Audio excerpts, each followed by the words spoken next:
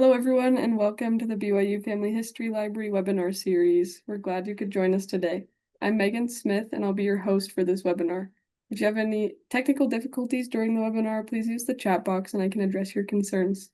You're welcome to use the chat box during the webinar for comments, insights, and questions. However, all questions will be addressed at the end of the presentation. Our next webinar is on October 29th with Catherine Grant. She will be giving a presentation about getting to know FamilySearch's full text search. If you would like to access a previous webinar, please visit our webinar index on our website or search on our YouTube channel. All of our webinars are recorded and uploaded by the following Monday for your convenience. We also post links to recordings and other updates on our Facebook and Twitter accounts. For today's webinar, we are pleased to hear from James Tanner, who will be talking about using AI to translate handwritten documents. Before we begin, here's a little bit about our speaker. James has over 43 years experience in genealogical research and is an avid blogger of Genealogy's Star blog. He has served as a family history volunteer for 21 years and has presented at expos and conferences around the US, Canada, and Europe. He's a member of the board of directors of the Family History Guide Association and currently serving at the BYU Family History Library. James is a professional photographer and has 7 children, 34 grandchildren, and 4 great-grandchildren. And if James is ready, we'll turn the time over to him. Okay, thank you. Nice to have everyone here for this webinar from the BYU Library Family History Center. Remind everyone that these webinars are recorded and will be available on the BYU Library Family History Library website and also on the BYU Library Family History Center YouTube channel. Okay, well, we're going to talk about using AI to translate handwritten documents. And this is kind of a topic that probably wouldn't have occurred just a couple of years ago. But that's a big change. Now, the examples that I'm going to use here today are from the FamilySearch.org research wiki. Excuse me. They're from the FamilySearch. I've got FamilySearch wiki on my brain today. I've been looking at it all day. They are from the FamilySearch.org website. And this is what's called the full text search portion of the website. I'll talk quite a bit more about this as we go along. But to start out, we need to say that computer-aided handwriting recognition has just been, there have been attempts to make handwriting recognition work on documents such as this one for close to 100 years. And it's been really difficult. And part of the problem was not necessarily the idea of doing it and perhaps writing programs, but the computer hardware and storage capacity were just not up to the task. And it's only been in the last couple of years, maybe 5 years, that any of the computers, even the big mainframe computer, the bigger computers, that you'd buy for a university or something, would have the capacity to finally make it a reality. And that reality was happened when Ancestry began the process of working with the U.S. National Census, federal census records. In 1940, for the 1940 census, Ancestry took about 6 to 8 months to, let's say, do the initial indexing of the 1940 census. And then we got to the 1950 census, and the same with the new process and also in using artificial intelligence.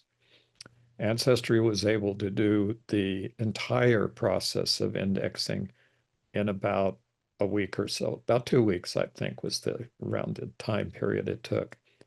And it took only a very short time after that to have all of it proofread and put up online. So the question arises, though, as we go along, and there's always been the question of using AI, first of all, and also for directing AI and handwriting recognition at old documents is how accurate it is and how we can rely on it. Well, from that standpoint, uh, I would say one thing, and that is anything I say today about what we can and cannot do with handwriting recognition could be obsolete, oh, maybe by tomorrow, perhaps in a month or whenever. Literally, the technology for all of this is changing so rapidly that it's almost impossible to make statement any kind of statement that's going to have any longevity because if you say something can't be done, it's pretty possible that someone would find out and be able to announce that they'd done it tomorrow. But if you say that the handwriting recognition has a certain degree of inaccuracy, the process of still making it more and more accurate is going along. So we'll just be kind of keep that in mind as we work on it. There, there are certain questions about handwriting recognition, and these are the following questions. And the first question I would look at, the main question is, are programs that use handwriting recognition suitable for genealogical research or other types of research in general? So for the last couple of years, I've been immersed in doing genealogical, taking, not only doing the genealogy, but also looking at all the different AI programs, comparing their how they work and whether or not they're usable. Initially, my first conclusion was they weren't useful at all for research because they weren't accurate enough. Well, that accuracy problem has been almost completely solved. And you may have heard stories about uh, the programs hallucinating and having difficulties and coming up with wrong answers. Well, they still can come up with a little bit of inaccuracy, but what has been happening lately, and probably right now, meaning today and not tomorrow, perhaps, is the program which has the most ascendancy is Google's Gemini.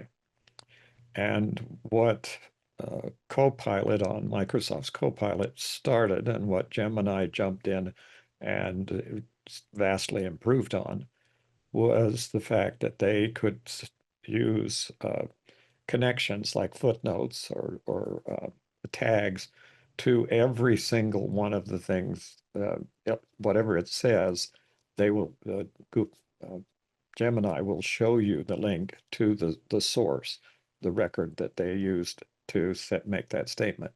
So using something like Gemini today will put you in a situation where you can find substantiation for almost everything that's in the record. But even if that's the case, when we're talking about doing handwriting recognition, what we're probably concerned about is how accuracy the transcription is. In other words, if it looks at this document and transcribes it into English, and when someone who knows how to read the document looks at it and says that it's not even the same document, um, and we'll get to that too, then what what good is it? So the purpose of this particular presentation is to not only orient uh, the viewers to, or you folks out there, to what is available and what level it is today at the time we're talking about on this presentation, but also to give you an idea of how to critically examine the records to see whether or not they're correct, and to give you some idea of the differences between different ways of approaching the handwriting recognition. And FamilySearch.org, as I mentioned, is kind of the core here, where I'm focusing on. because right now it has a fabulously, and I'm going to just say the word is accurate, fabulously um, uh, effective tool called full text search. And that incorporates handwriting recognition and OCR, optical character recognition, to allow a transcription of the documents and a complete search of the documents. Now, finding that, and this is a finding aid. So if you focus on the fact that perhaps the transcriptions have some errors, you're missing the point of the full text search, because full text search is a finding aid. It will help you find documents that you would probably have never seen in your lifetime. And in fact, you would find documents that no one has seen in their lifetime since it was signed or recorded or put in an archive.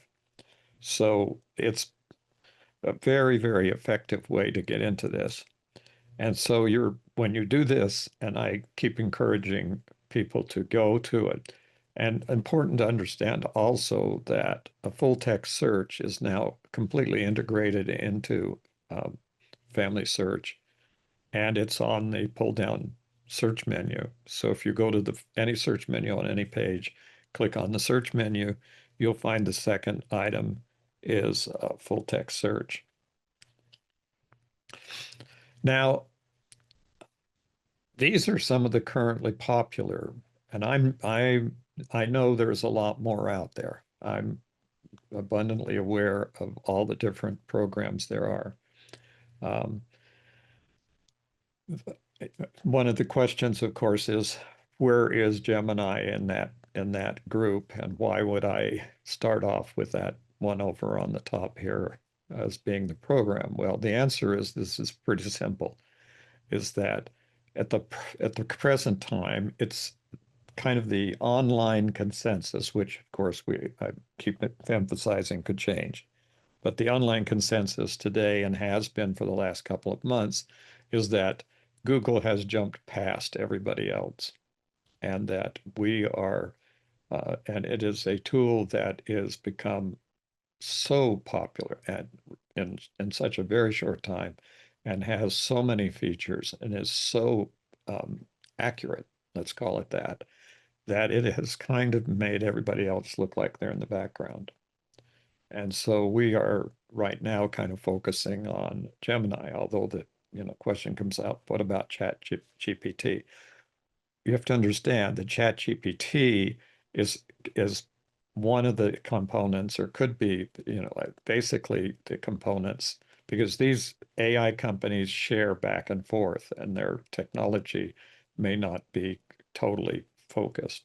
The big difference, and you'll see here with what happens with ChatGPT, is that it is not what's called source oriented. It doesn't incorporate a search engine. And something that's happening just in the last few weeks is that uh, websites, all the AI websites, including Gemini's been doing this for a long time. Of course, it's Google, and they have the huge Google search engine, and they have a Chrome. So Gemini has been incorporated into Chrome now, and it's in the process of being rolled out. And as over the next few weeks, probably, or months, um, everyone will essentially be having Gemini in their Chrome browser. So when you get to that point, you see that the use of the program and the utility of the program just increases incredibly. Of course, Microsoft is Copilot is Microsoft. I've included Google Translate. This is a different program. I'm sure it's got AI behind it, but this is a utility program. In other words, it's something that has features that you can use, for example, to do simultaneous translations. And Google is into the part where you can have it on your phone, and it's connected to your AirPods, or the listening devices in your ear, and you can hear someone speak to you in a language, and it will do a simultaneous translation of what is being spoken. But the question, of course, is it accurate to do translations and transcriptions of handwritten documents? ChatGPT is in there because it is popular, and I needed something outside of the Google and of Google and Microsoft. So this is the process. And I realized there's other websites out there that are dedicated to handwriting recognition. One of those is Transcribus. And so I put that in here as a possible way of transcribing the documents. Okay, so just to be clarify, what we're talking about is that you look at a old handwritten document, and in your process as a genealogist would be to transcribe it or to read it. And if you can't read it or you can't transcribe it, you're basically might as well not be able to see the document because you can't use the document for your purposes. And so therefore, in the past, we've had to rely on other people who can translate for us, or we have to basically not use the documents. And for that reason, many of the documents on FamilySearch and the other big websites have not been used at all because they are in handwriting that nobody wants to sit down and read. And it was difficult to know if you even wanted to use the documents because you may not be aware of the content. Now, of course, you can get outside records. You can have study helps like books and other websites and who may have translated the documents and made them available. But this is where we are, and there's a lot of documents and huge numbers of documents that are essentially locked up in this handwriting situation. So now, it's not only handwriting, of course, recognizing handwriting is one, but recognizing the fact that there's all these variations because everybody who picked up a pen and started writing is different from any other person, and in fact was used by police for years to recognize who wrote a particular document. So that makes it another challenge and makes it difficult to work with. So now we're going to move on to what happens. Now, this is the reason how I got around to doing this comparison, and so that you would understand kind of the differences between various programs, is because I speak and read both, and because I speak and read both English and Spanish, I'm going to use documents. I'm going to use Spanish documents for a comparison between the different programs. And that is, can they read the Spanish language programs and either transcribe them into Spanish or transcribe them into Spanish and translate them into English? So that's one of the questions. And think about this in your mind. This is not something that just works with English or Spanish. It's a universal. Handwriting means transcription of all the handwriting. And when we talk about the fact that it's now a viable process and that it's useful and that the accuracy is probably higher than most, if not all, the expert people who sit and read these documents. And it's obviously tremendously, extraordinarily faster than anyone can read a document or transcribe a document. And so basic are individuals, humans. And so what we've got here is a document that's, by the way, in PNG format. Now, one of these concerns from the various programs initially is the format that it's in. If it's it's PDF file or a JPEG file or a PG or whatever else, a TIFF file, whatever. And you need to adapt to the different programs because they only take documents in different from certain formats. And another consideration is that is how visible, how clear what the resolution is on the record that's you're attempting to get translated, transcribed. And if it's too fuzzy or if it's out of focus, and these sometimes the documents when they were taken in done when the original documents were put on microfilm or when they were put in doing digitally, when they were being digitized, were not done at a high enough resolution or were actually out of focus. And there's not a whole lot we can do with that. And handwriting recognition may not help. And the program may simply say, I can't read this document.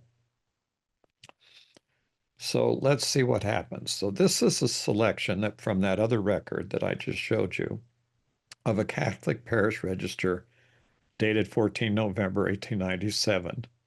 And this is lovely handwriting. It is just gorgeous.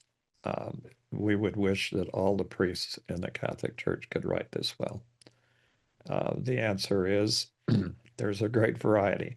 I decided to choose one that was clear and easily to read because then we could show, even here on the screen, we could show that the information was or was not transcribed properly. This came from FamilySearch. This is a document out of a file on FamilySearch.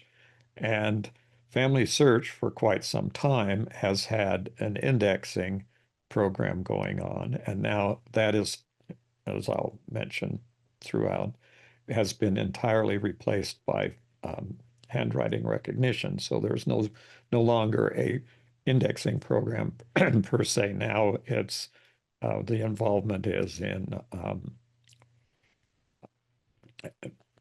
proofreading, in a sense, the records that are being transcribed and or computer index. So there's been computer indexing that can identify the names and then just put the names. So here's a list of names, and I can go through and say, I'm going to, because I read Spanish, as I mentioned, I can tell you that these transcriptions of these names and the information that they have in here about the names are accurate. There's another inches.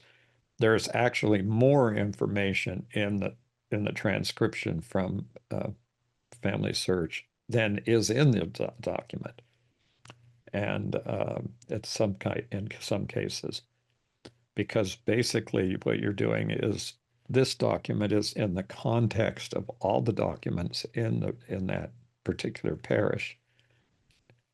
So, and this transcription on the bottom, by the way, does not identify the parish or any of that information. It's just a list of names.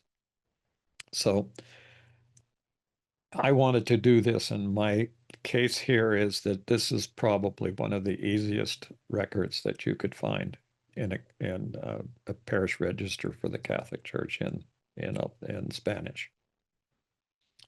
And I said the names have already been extracted from this document through indexing. And I say that it's completely accurate. So now I have to qualify that. You'll have to read for the whole experiment here, you'll have to rely on my ability to read the example documents. And all I can say is I speak Spanish very fluently. I have spoken Spanish for almost all my life up till now. And I can read and speak Spanish. And and I have been reading parish registers for longer than I care to think about. And if you want to double check me and read the Spanish language document, I'm going to give you a link out there to this document so you can see what we're using. Okay. I'm going to use this same parish register selection in each test. So here's Google Gemini's translation of the document.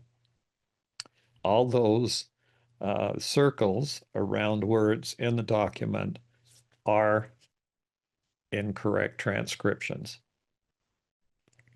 So it would be a little bit difficult for me to see how Google came up with diciembre, which is December, and the document says noviembre, which is November.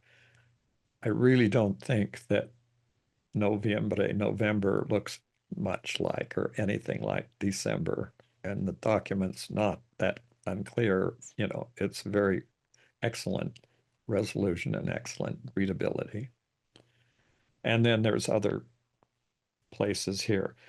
Now, what use is it for, and this is another question I'll ask a number of times, and that is, what's the use if they haven't got the month right and they haven't got the date and the names right? So if they haven't got the names right, you might think, oh, I can't use this document because it's not about my family, guys. That's going to be a problem. And if it's off with a month of the year, then that may be another problem. So my conclusion is it's not essentially not worth the time to set this up if I'm going to use Google Gemini directly. Okay. So next one. How about Copilot? So here we have the document, which is a thumbnail up in the corner of the response. Uh, and I've taken the first entry. This is the same document that we've looked at previously. Now I'm going to have to say that the transcription is quite a bit better, but not entirely accurate. In this case, uh, there's a problem here, and that problem is it's made up completely. It's a different entry. Okay, let me explain. The document that we were looking at that I gave it was the one that was transcribed by Google. Same document, exactly the same document. Copilot gave me a very good transcription of a different document. So I don't know how this happens, but it's just the wrong transcription. So too bad, doesn't work. At this point, I can tell you that my experiment was not going well, and this is the next transcription with the same prompt using ChatGPT. So here's the document up there. Prompt, transcribe, and translate this Spanish document into English. And the first sentence is actually correct, and the signature is correct, but everything else is missing. It just simply did not transcribe the document. Now, was guessing perhaps I didn't have a high enough subscription level with ChatGPT, and because I hadn't paid my whatever amount of money per month or per year to get a higher level of the document, it's possible that higher levels of ChatGPT could possibly have done a more complete job. But in this case, obviously it gives me a little bit of information, but that's all that I got out of that document. So now I put the document, as you can now, and you may not be aware of this, but you can put text file, you can type text into Google Translate. You can put in a document, an image into Google Translate. You can put a document into, like a PDF document, into Google Translate. Or you can, one other possibility is to, they'll translate. Presently they'll translate speech, so you can talk into it and have it translated. So basically, what you have here is a mess, and I don't intend or didn't intend to try to figure out how it was. What I can read on this, which is hard, is because they put the translation right over the actual text. And so there's some what was here was what they did do here was fairly accurate, but it's not very usable. The idea with Translate, Google Translate, is they want to translate actual documents. And one of the things you can do with Translate is carry your phone around, open up Google Translate, and turn on your camera and allow the program, and you can point it at any written part of the language that you want and get the translation. So if you're traveling abroad, now for example, my daughter was traveling and lived for a while in Hungary, And because she was there in Hungary, she didn't read Hungarian, and it was kind of difficult to shop. But what she did was take her phone in and use Google Translate to translate all of the names of all the foods and all the on the cans and packages and things on the wall on the store shelves. So it was a way she just could walk in and I mean, she could see, oh, this is what, but let me read what it says. So she's basically got her phone out reading all everything and all of the things. So translate's extremely helpful in some ways. It does not seem to be so helpful here in giving us a transcription of this written document. And I think it's probably correct. In other words, I think there's enough here that we could have used it, but it's not usable. So I tried to Google Translate as a document that had to be changed into a Word document. It apparently didn't like that at all. So even though the document is there, this is what happened up on top of that. So it's not very helpful. So I struck out with partial translation from Google Gemini. But now I'm going to try Google Gemini Deep Research, and if as you become acquainted, if you're if you have interest in doing this, you need to become acquainted with the levels of the different programs because there's different levels on the programs, usually reflected by the amount of money you're willing to spend on a subscription. That's just the way it works. But in the case of Google, they have deep research, and this is still a free part of the program. So you can use this for anything. There's restrictions on the number of deep research uh, reports that you can create every year. I mean, every month. But and it resets, so you could do a few a month, but not very many of these. And these turn out to be very, very long documents. So I can just click here. You can see this is the deep research report just from that document, which I gave Google to read and translate and transcribe. And not only did it transcribe it, it translated it into English. So when you're here on Google Translate, you have excuse me, Google Deep Research, you have a lot more uh, uh, computer power being, and this particular report took about 10 minutes to compile and be printed out. It wasn't like blink, you saw it. It was a process that the computer went through. Now, as far as the accuracy is concerned, here's the transcription that was part of that long report, and it's like extremely good. It's as good as you could get. These are the numbers. These were the errors. Um, there was a number that was 112. It was put in as translated as or transcribed as 112 and translated, um, but it was actually 113. There was a word missing, the word capilla, which is right up there. It says was part of the transcription of the original document. It's just gone. And then there was a confusion of male and female with Herculano and Herculana.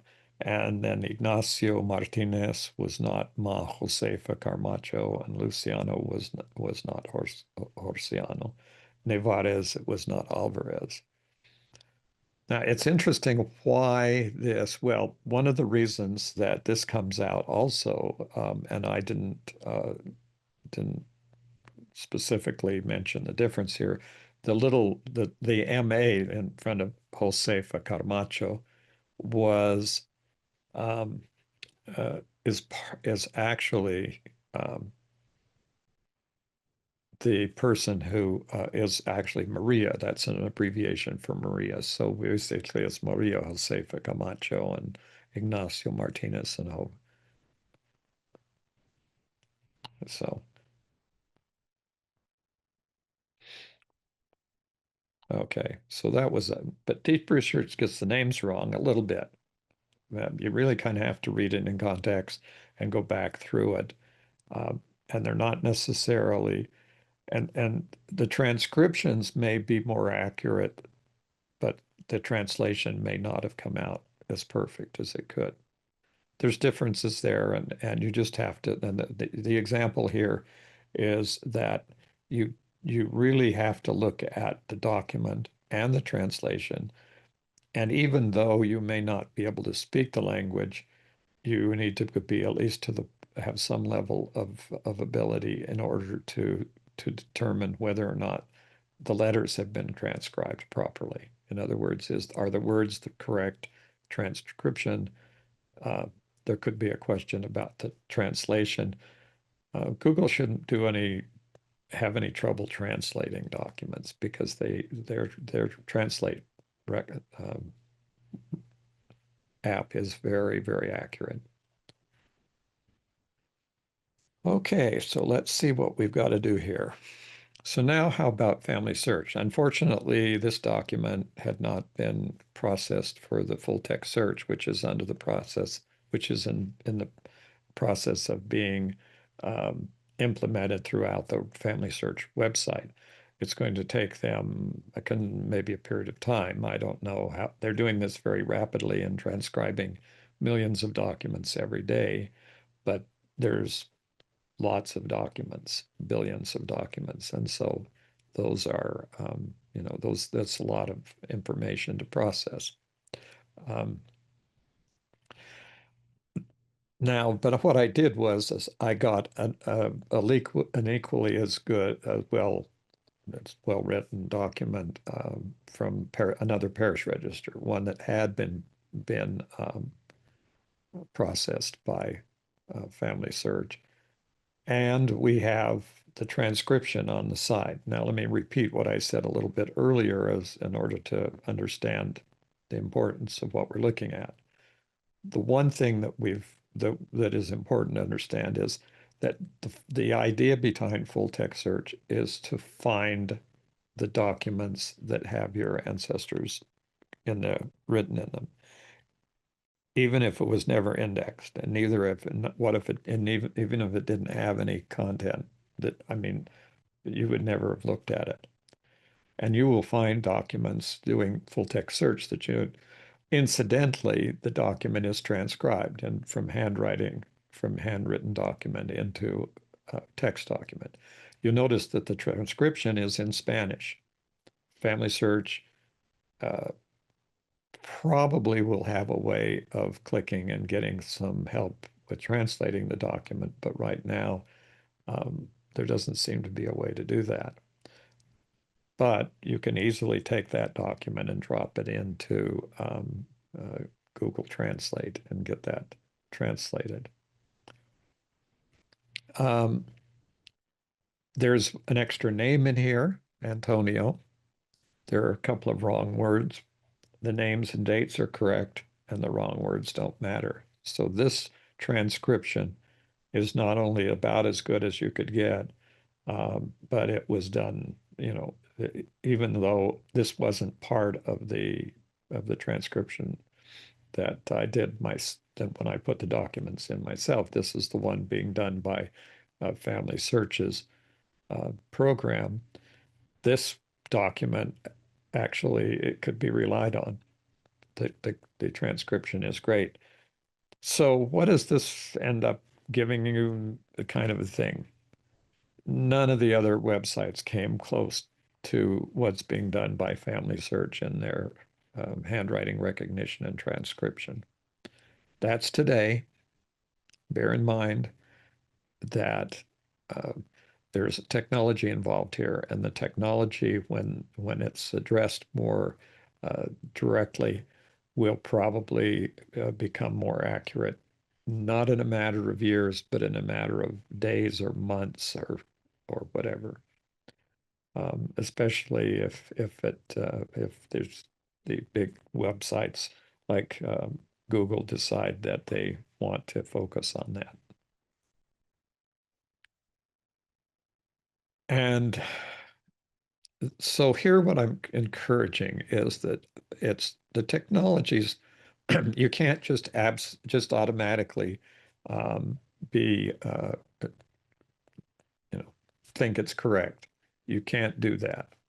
Now, this is the last one, of course, is whether or not the transcription of a handwritten document, and we move to English. If an English translation or transcription and I don't have to translate English for us. Okay. So if there's a transcription of this, how accurate is the transcription? So this is a document, and if you want to check it, I've got the URL right there. So there's going through the transcription of the document. We want to know how accurate. How can I rely on this document? In other words, is there something in here that I should have caught if I went through and looked at the document carefully and matched it to the actual digital image here? So I blew up this part of the transcription so you could see how it was. First of all, the transcription was $72. So the 72, and then they have the number 22. Well, that's kind of minor because it says 72, but then there's a discrepancy there. So looking at the document itself, you're going to find that the document is uh, the handwritten portion of the document. You're going to have to see if it says 72 or 22. Which way did they do the wrong? And then the biggest problem here is this is a deed, and the question here comes up with the transcription of the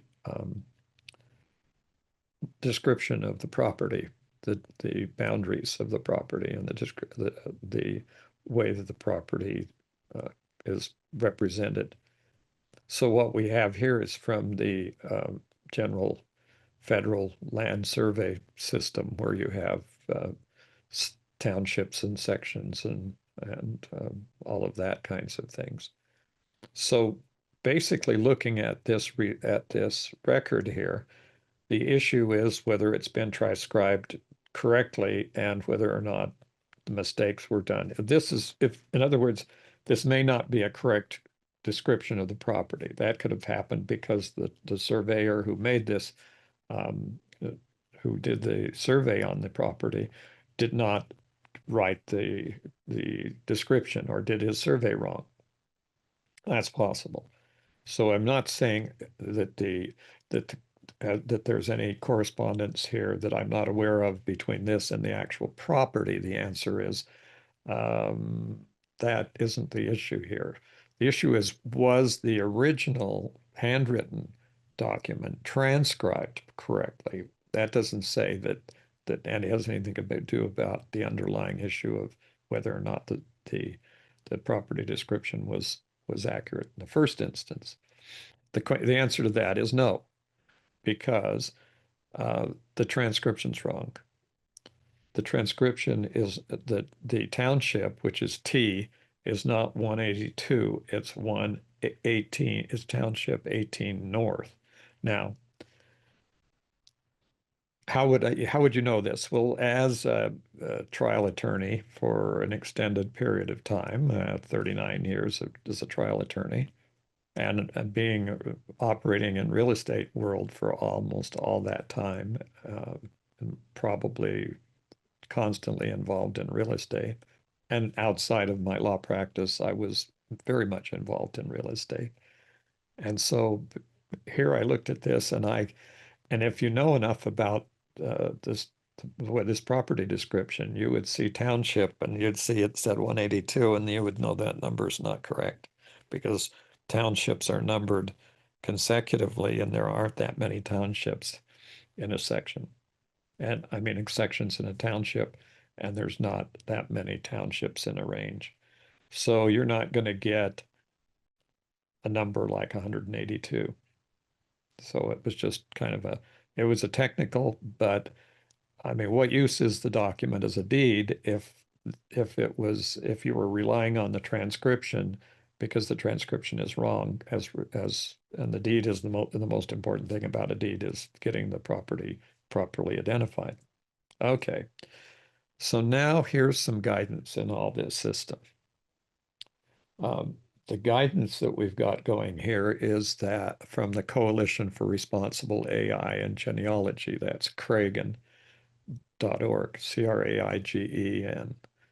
And this is a coalition of an international coalition with people from primarily from the United States and Canada, but basically is in the process of the last 2 years of developing these principles.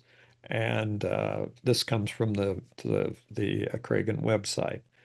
And this is the one about accuracy. And this is the first principle of responsible AI, that AI can generate false, biased, and incorrect content. Okay, now we've seen that with all what we've been doing here.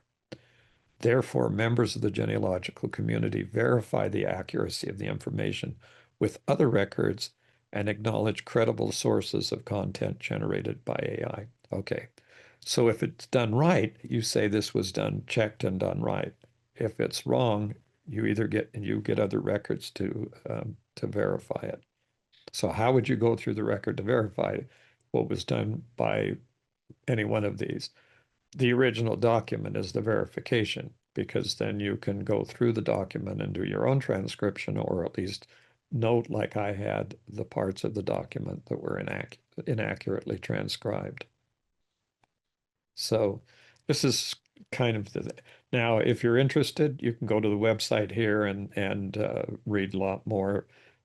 We are in the process right now. We've been talking about the principles for relying on images, and that will be a different topic that we'll be working on.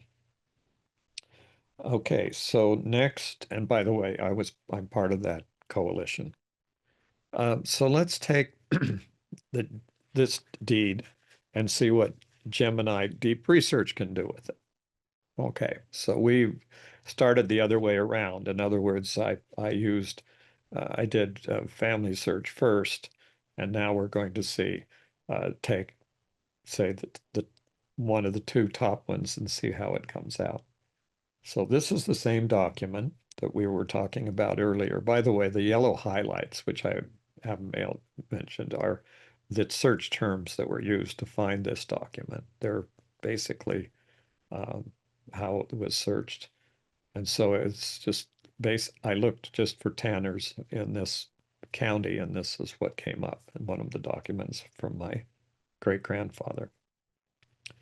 So deep research gives us a long report with highlights. And unfortunately, it makes more mistakes than FamilySearch did in the document. They keep calling all the tanners hammers, and that's probably the biggest problem. And let's just say there were the same kinds of problems made by Gemini deep research. And as far as the property description came out, it did the same. Well, it made a different mistake with the description of the property, and then it was just different. In this case, it's um, it's an 18, and it says it's 19, and then it puts a north after it. So it came out different. And I looked at the original document, and I think that 19 is probably the one that's correct. And the problem is that the sale of the property was wrong. But have to know about the land surveys and how they were made and how they were done. The township is 18 north, and it's not 19 north. It got the north, but it didn't get the 18. And secondly, this is the note. In the land, in the measurement, a rod or a pole or a perch is a unit of equal length to 16.5 feet, 5.5 yards, and et cetera, and et cetera. All this is information that you would, as a person evaluating this document, unfortunately, even if you finally get a correct transcription of the handwriting, you may need to do some research and learn about some legal terms in order to understand what the document is talking about. Just kind of a matter of note, this side issue here. I can take that legal description and using Google Earth and a program called EarthPoint that's there, earthpoint.us, I can enter that legal description and it'll tell me in a few seconds if that legal description is correct because it can either actually find the property or not. So there's a way of not fairly quickly using this program. I can't get into the details of the program, but you can probably get that information. Let me just kind of give you a suggestion. Let's suppose that you wanted to use EarthPoint as a program and you didn't know how to use it. You could always go into Google and go to Gemini and tell me how to use or how to find a piece of property using earthpoint.us. It will then go through and give you step-by-step instructions how to do that. So if you have questions about things like that, you should be understanding that we're focusing on a very narrow thing with handwriting recognition, but as far as overall accuracy and utility, all of these programs are very, very useful and helpful. So AI, this is kind of the conclusion here, that AI is a useful tool, but it isn't perfect. So when you're doing your research, you need to check everything that's going on with AI. You need to be aware that the information may not be correct. Oh, and one thing about this, and I'll show you, um, and this is kind of what I was saying, and I'm sorry if I had to repeat this, but it's so much very important that if we were to redo this test of the AI transcription tomorrow, if I sat down and redid this, I might get a completely different response from all of the different websites. The technology is actually changing so rapidly that there is no way you want to say, oh, I've been talking to people and they say, now I'm not gonna, oh, I tried AI and they're just too inaccurate. I just can't rely on it at all. It's just not useful. And I go, well, when did you last check AI? Well, it was a couple of years ago, but I just, since it came out. And my answer is, you need to try this about every week. How about that? You may find that the answers are changing weekly and that you need to be ready to do that. Oh, okay. Oh, and one last point. If you look at the images that I generated here, like this one, which is a generated image by AI, you'll see down in the lower left right-hand corner, there's a little star. That little icon star there from Google is the indication that this was generated by AI.